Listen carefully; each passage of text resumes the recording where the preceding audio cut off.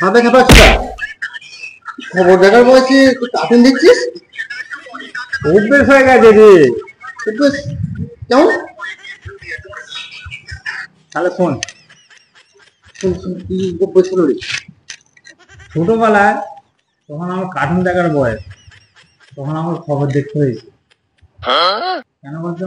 কেন কেন? রিমোট তো বাবার হাতে থাকতো, আর এখন আমার খবর দেখার বয়স, তাহলে আমায় কার্টুন দেখতে হয়। কেন? ছাপা চুদা, যত ছেলেদের হাতে রিমোট থাকে ছাপা চুদা